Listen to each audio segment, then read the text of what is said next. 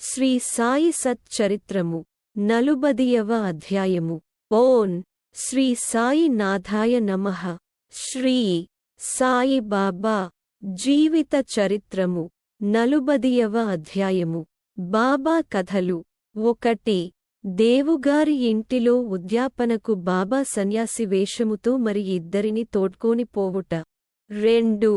హేమాడ్ పంతు ఇంటికి ఫోటో రూపములో పోవుట. ఈ అధ్యాయములో 2 కథలు చెప్పుదుము. 1. దహనులో బివి దేవుగారింటికి వారి తల్లి యాచరించిన ఉద్యాపన పత్రమునకు బాబా వెళ్ళుట. 2. బాంద్రాలోని హేమాడ్ పంతు ఇంటికి హోళీ పండుగనాడు భోజనమునుకు పోవుట. తొలి పలుకు. శ్రీ సాయి సమర్థుడు పావనమూర్తి తన భక్తులకిహపర విషయములందు తగిన సలహాలనిచ్చి జీవిత పరమావధిని పొందునట్లు చేసి వారిని సంతోషపెట్టును. సాయి తన హస్తమును భక్తుల తలపై పెట్టి తమ శక్తులను వారిలోనికి పంపించి భేదభావమును నశింపజేసి అప్రాప్యమును ప్రాప్తింపజేయును. వారు తమ భక్తులయడ భేదము లేక నమస్కరించిన వారిని కౌగిలించుకొనువారు. వర్షాకాలములో నదులు కలియు సముద్రము వలె బాబా భక్తులతో కలసి తమ శక్తిని స్థాయిని శిష్యులకిచ్చును.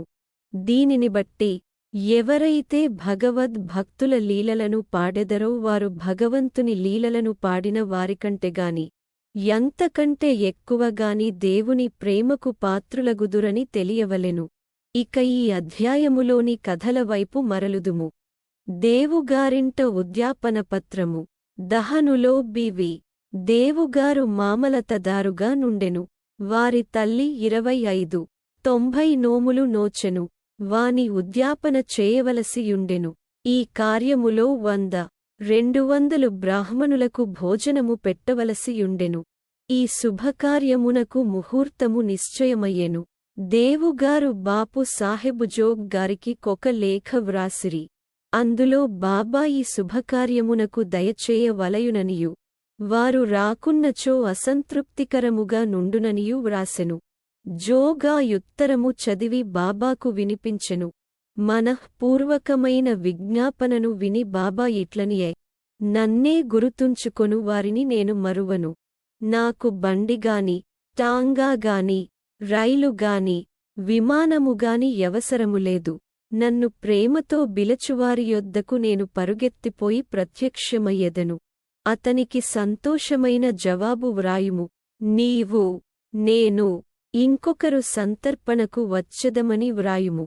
జోగ్ బాబా చెప్పినది దేవుకు వ్రాసెను. దేవుగారెంతో సంతసించిరి. కాని బాబా రాహాత రుయీ నీ మగాం దాటి ప్రత్యక్షముగా ఎక్కడికి పోరని ఆయనకు తెలియును. బాబాకు అసఖ్యమైన దేమియు లేదు. వారు సర్వాంతర్యామి యగుటచే హఠాత్తుగా నేరూపముననైన వచ్చి తమ వాగ్దానమును పాలించవచ్చుననుకొనెను. ఉద్యాపనకు కొద్దిరోజులు ముందుగా బెంగాలీ దుస్తులను ధరించిన సన్యాసి యొకడు గోసంరక్షణకై సేవ చేయుచు దహను స్టేషన్ మాస్టరు వద్దకు చందాలు వసూలు చేయు మిషతో వచ్చెను.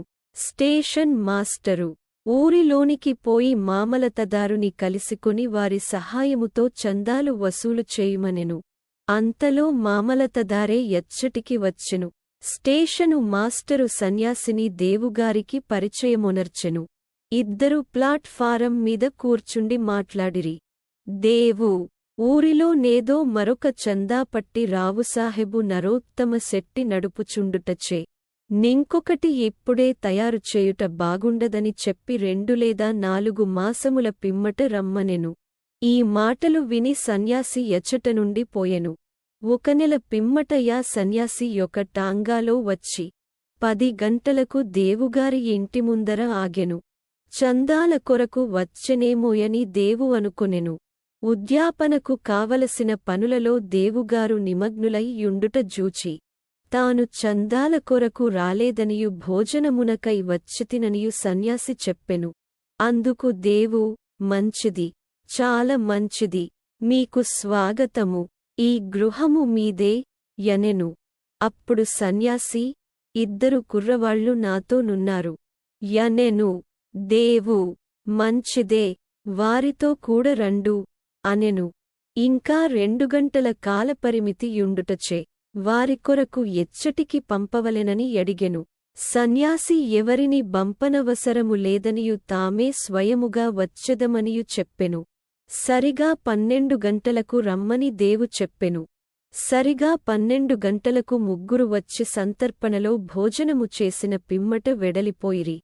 ఉద్యాపన పూర్తికాగానే దేవుగారు బాపుసాహెబు జోగుకు ఉత్తరము వ్రాసెను.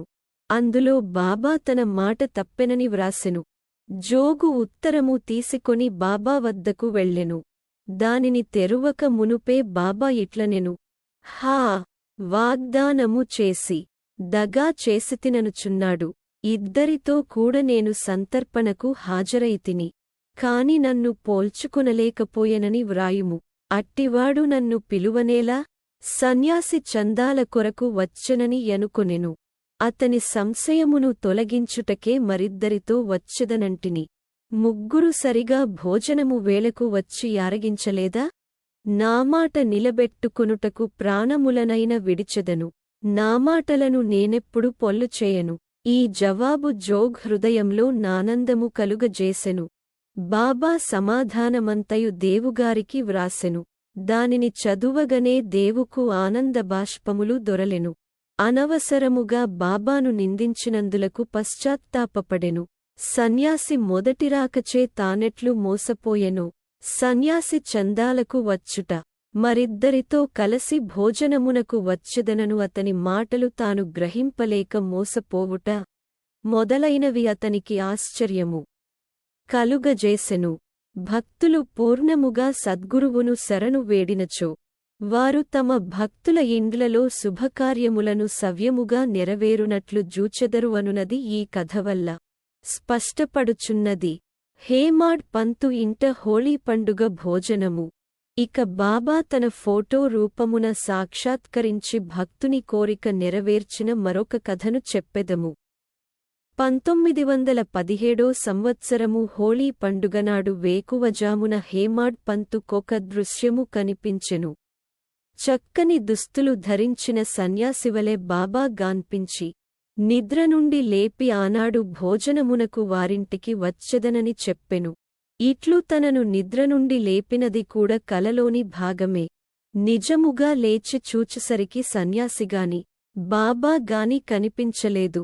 స్వప్నమును బాగుగా గుర్తుకు తెచ్చుకొనగా సన్యాసి చెప్పిన ప్రతిమాట జ్ఞాపకమునకు వచ్చెను. బాబాగారి సహవాసము 7 సంవత్సరముల నుండి యున్నప్పటికీ, బాబా ధ్యానము నెల్లప్పుడు చేయుచున్నప్పటికీ, బాబా తన ఇంటికి వచ్చి భోజనము చేయునని అతడనుకొనలేదు. బాబా మాటలకు మిగుల సంతసించి తన భార్య వద్దకు బోయి ఒక సన్యాసి భోజనమునకు వచ్చునుగాన కొంచెము బియ్యము ఎక్కువ పోయవలెనని చెప్పెను. ఆది హోళీ పండుగ దినము. వచ్చువారెవరని, ఎక్కడనుండి వచ్చుచున్నారని యామె యడిగెను. ఆమె ననవసరముగా పెడదారి పట్టించక ఆమె ఇంకొక విధముగా భావింపకుండునట్లు జరిగినది జరిగినట్లుగా చెప్పనెంచి తాను గాంచిన స్వప్నమును తెలియజేసెను. షిరిడీలో మంచి మంచి పిండివంటలను విడిచి బాబా తన వంటివారింటికి బాంద్రాకు వచ్చునాయని యామెకు సంశయము కలిగెను. అందులకు హేమాడ్ పంతు బాబా స్వయముగా రాకపోవచ్చు, కాని ఎవరినైనా బంపవచ్చును కనుక కొంచెము బియ్యము ఎక్కువ పోసినచో నష్టము లేదనెను. మధ్యాహ్న భోజనమునకై ప్రయత్నములన్నియు చేసిరి. మిట్ట మధ్యాహ్నమునకు సర్వము సిద్ధమయ్యెను. హోళీ పూజ ముగిసెను. విస్తళ్ళు వేసిరి. ముగ్గులు పెట్టిరి. భోజనమునకు 2 పంక్తులు తీర్చిరి. రెండింటి మధ్య నొక పీట బాబా కొరకమర్చిరి. గృహములోని వారందరూ కొడుకులు, మనుమలు, కుమార్తెలు, అల్లుళ్ళు మొదలగువారందరూ వచ్చి వారి వారి స్థలముల నలంకరించిరి. వండిన పదార్థములు వడ్డించిరి. అందరూ అతిథి కొరకు కనిపెట్టుకొనియుండిరి. 12 గంటలు దాటినప్పటికీ ఎవరు రాలేదు. తలుపు వేసి గొండ్లెము పెట్టిరి. అన్నశుద్ధి అయ్యెను అనగా నెయ్యి వడ్డించిరి. భోజనము ప్రారంభించుటకిది ఒక గుర్తు. అగ్నిహోత్రునకు శ్రీకృష్ణునకు నైవేద్యము సమర్పించిరి. అందరూ భోజనము ప్రారంభింపబోవుచుండగా మేడ మెట్లపై చప్పుడు వినిపించెను. హేమాడ్ పంతు వెంటనే పోయి తలుపు తీయగా ఇద్దరు మనుష్యులచట నుండిరి.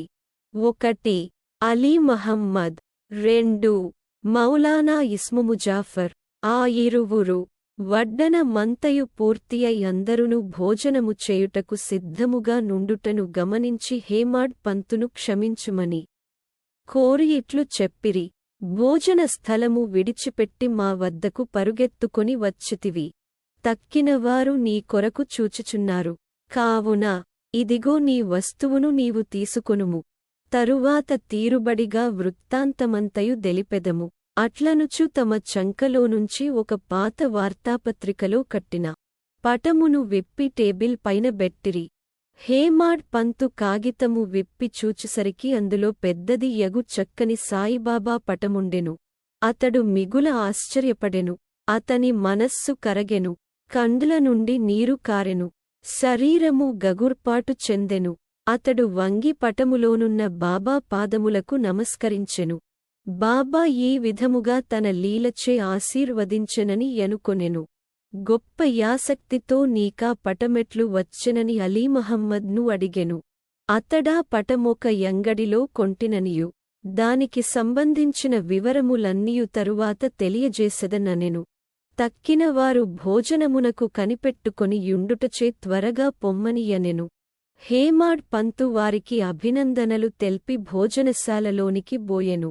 ఆ పటము బాబా కొరకు వేసిన పీటపై బెట్టి వండిన పదార్థములన్నీయు వడ్డించి నైవేద్యము పెట్టిన పిమ్మట అందరూ భుజించి సకాలమున పూర్తి చేసిరి. పటములోనున్న బాబా యొక్క చక్కని రూపును జూచి ఎందరూ అమితానందభరితులైరి. ఇదంతయు నెట్లు జరిగెనని ఆశ్చర్యపడిరి. ఈ విధముగా బాబా హేమాడ్ పంతుకు స్వప్నములో జెప్పిన మాటలను నెరవేర్చి తన వాగ్దానమును పాలించుకొనెను. ఆ ఫోటో వివరములు అనగా నది అలీ మహమ్మదు కెట్లు దొరికెను, అతడెందుకు తెచ్చెను, దానిని హేమాడ్ పంతుకెందుకిచ్చెను అనునవి వచ్చే అధ్యాయములు చెప్పుకొందుము. ఓం నమో శ్రీ సాయినాథాయ నమః. శాంతి శాంతి శాంతి. 40వ అధ్యాయము సంపూర్ణము. సద్గురు శ్రీ సాయినాథార్పణమస్తు. శుభం భవతు.